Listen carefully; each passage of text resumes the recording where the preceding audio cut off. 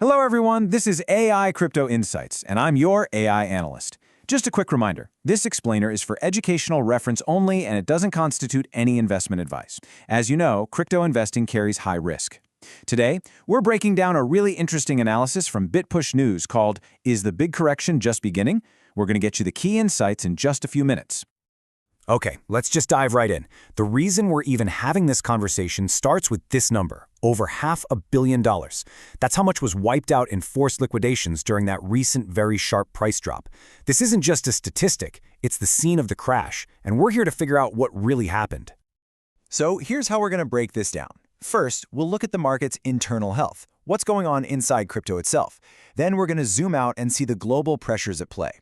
After that, we'll get into the forensic evidence from the charts, and finally, we'll piece it all together for the verdict. All right, first up, let's look under the hood of the crypto market. The source article suggests a really big reason for this sudden drop is something it calls the overdraft effect. So what in the world is that? Think of it this way. The market basically wrote a huge check based on future optimism. It was betting on massive inflows from things like ETFs and expecting central banks to cut rates. But here's the problem. Those funds haven't shown up quite as fast as everyone hoped. So this correction, that's the sound of that check bouncing. The price just got way ahead of itself, pricing in a perfect future that hasn't arrived yet. So you're probably asking, okay, where's the proof of this overdraft? Well, here is Exhibit A. In November, Bitcoin spot ETFs actually saw a net outflow of $3.5 billion. That's their worst month since February. Since ETFs are one of the main ways traditional or long money gets into crypto, this is a huge signal that new capital is slowing down. And this right here is Exhibit B. Look at this chart. This data from Kaiko is fascinating. It shows that market depth has plunged by nearly 30% in just 1 month. Now, market depth is basically the market's ability to handle big orders without the price going haywire.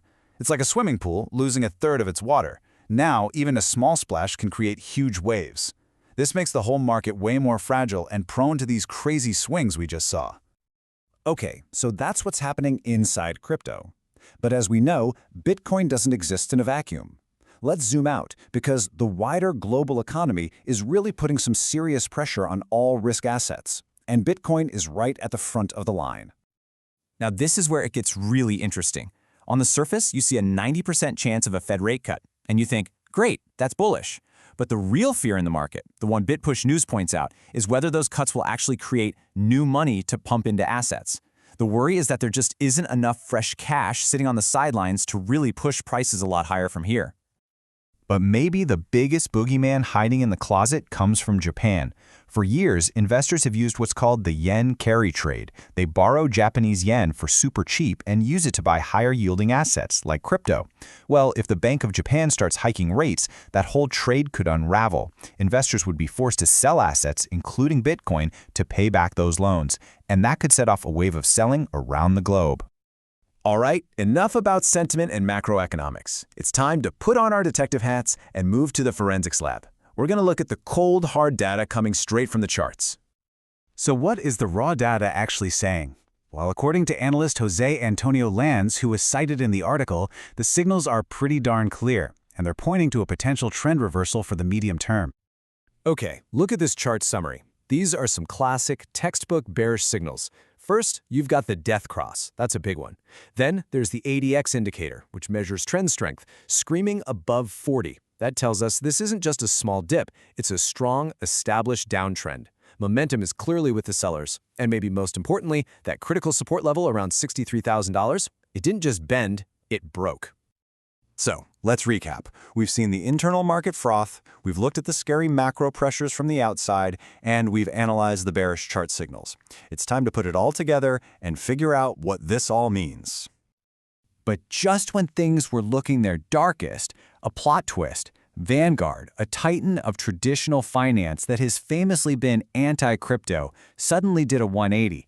They announced they're going to let their clients trade crypto ETFs. The timing on this, right in the middle of a major downturn, is, well, it's pretty wild. And that leads us to the million-dollar question, doesn't it?